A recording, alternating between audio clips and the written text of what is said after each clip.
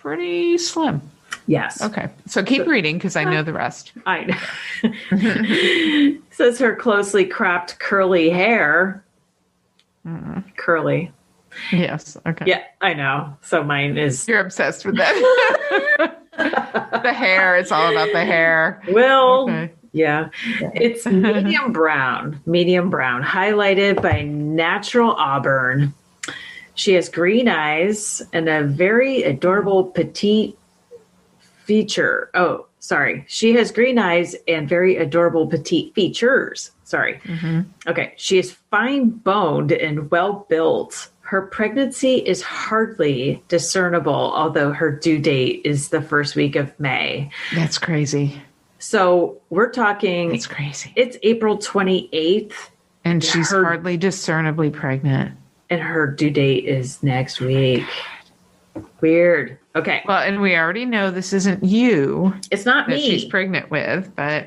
And then I'm going, okay, if I'm comparing myself to this description, I guess naturally, the curly hair makes sense. The medium brown makes sense. The highlighted natural auburn, the green eyes, all of that. But I'm thinking the weight, I'm like, where did I get the curvy stuff?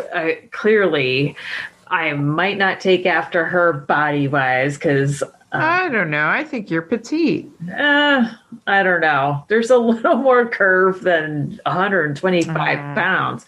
Well, however, I'm not going to go there. Yeah. So the next section talks about her family. It says the client is the third of 5 born to, and then they name her parents. Did they redact that, or was it apparent? Did they erase it, or is it?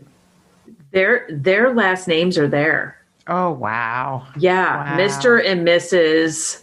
and their full last name is right there. Okay. I know. Mind blowing. Found from that. Yeah.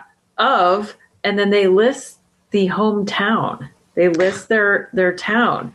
Wow. So this non-identifying information is more revealing. Is pretty frickin' identifying. Yes. Yes. Okay. Her parents are 56 and 52 years respectively. Okay. Yep. Mr. Blank is a railroader and his wife works in a cafeteria.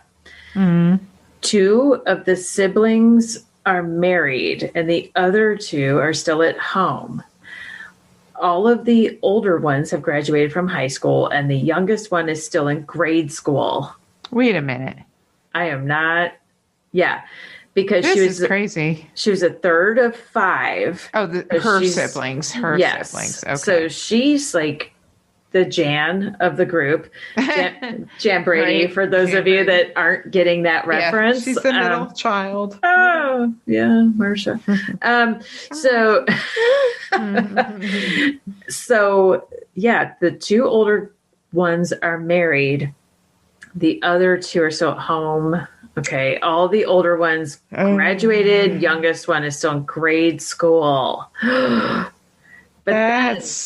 Wait, you've got to wonder for just a second. And I'm just going back to the way things used to be. Okay. Often, a child in the home would have a child that would be passed off as the mother's child, if you know what I mean. Yes. Yeah, it would actually be their grandchild they were raising as their child. Yes. Can't wait to hear more about this, Mary. Well, wait till you hear this little detail. Yeah. The next sentence starts with the biological mother's full first name, not blocked out. It's there. So now I know what her first name is. Okay, and then you have her parents' last name. So yes, you have her name basically. She's not married. You have her name. Yes, I have her first and last name, and it's kind of like, wow.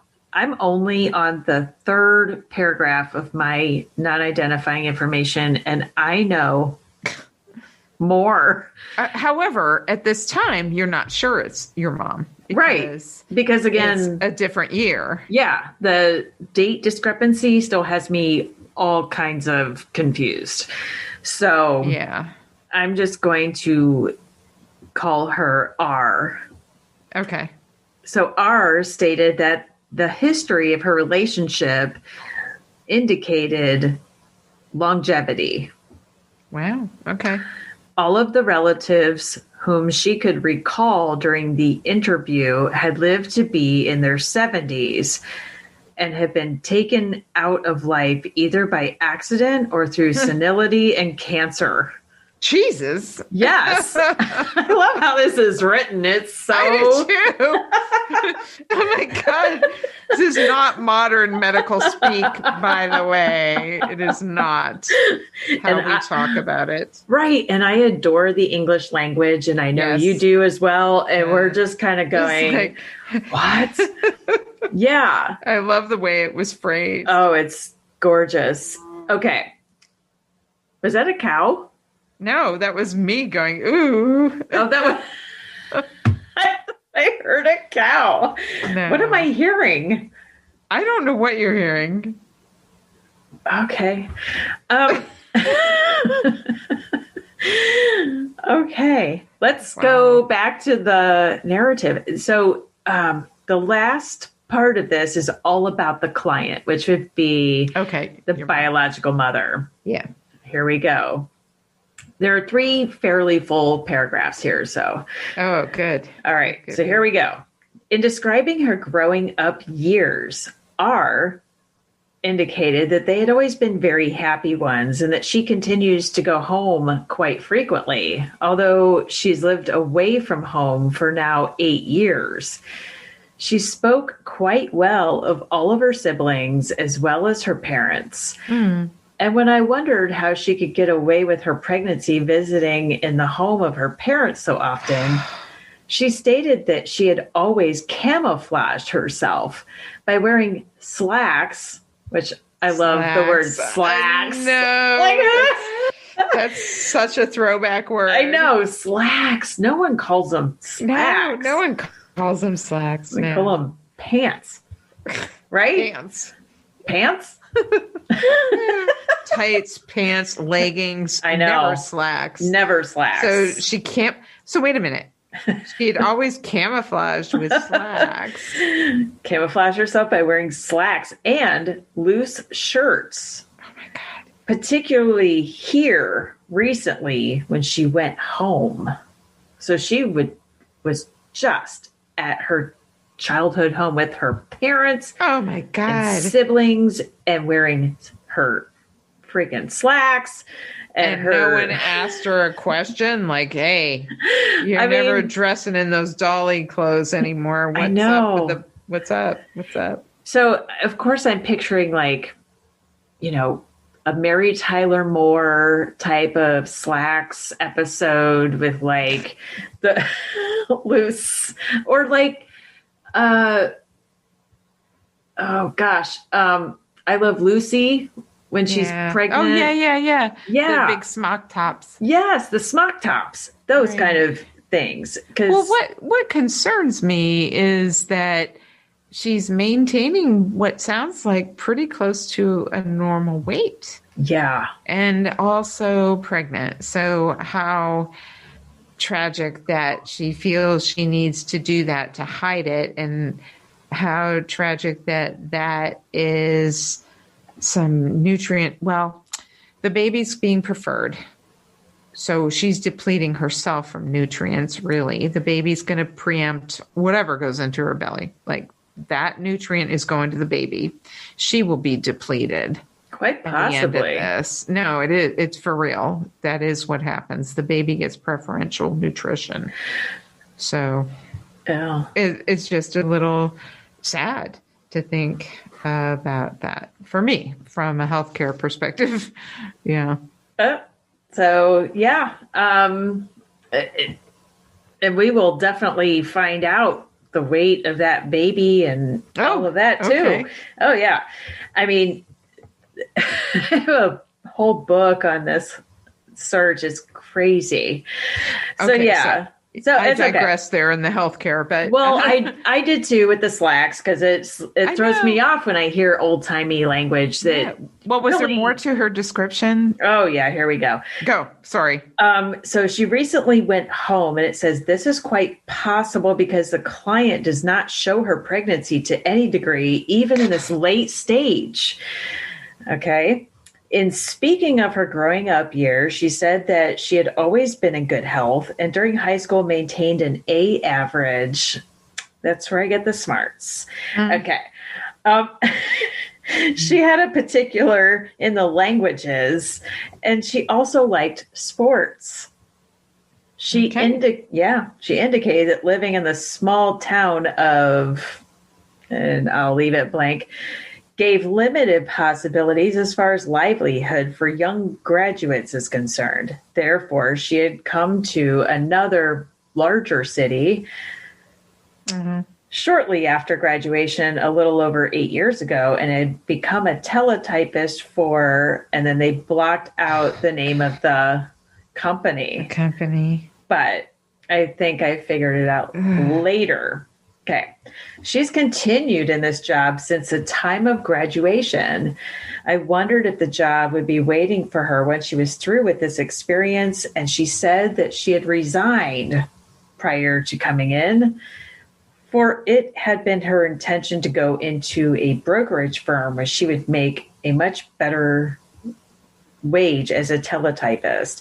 She showed no anxiety in relation to getting a job when she was able to apply. Those were basically the days where you could just go out and get anything. Right. You know, you fill out an application and boom, you got a job. Instant if job. It doesn't work, you're gone. Yeah, bye. I'll go on to the next one. Right. This is the last paragraph here. It says the client maintains an apartment at the above address. Here she has lived up until the time she came to the hospital, and she will be returning to this address when she is discharged. She stated that her parents are away. This is so great. Her parents are away on a 4 weeks vacation throughout the West of the country at the present time. And this has fit in ideally with her being out of the apartment at this particular time. She feels that her parents have not the slightest suspicion of her pregnancy. Wow. Ooh. So basically, we have a grown woman, Right. hiding it from her family and possibly employer, friends, everyone. Right. And having some ambition too, like wanting to just move on. Yeah. And, it's, and this is just one piece of the puzzle. It goes on and on. But I definitely, upon first read, just went, wow, this is somebody who could possibly be my birth mother, but I'm not sure. But not sure yet because the dates are all wrong. Right. However. Right. Yes. But the story, and I just went, ooh, because I'm one of these people who's a little bit attracted to a good mystery or a good story. And so, of course, I was entirely engrossed in this story and just wondering what is next.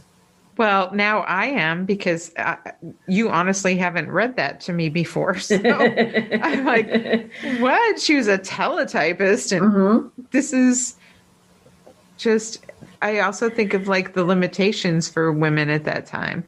Yeah. Like she was a teletypist where her brains were probably in another level and she could have done something differently, but was limited. Right. Her choices were limited. In 1966. So if we think about that point in time, and, she talks about her interests as far as high school and what she came to like, things like sports. Right. It's interesting to put those things together because it is. I personally was not, athletic necessarily in my teenage years, but early, I did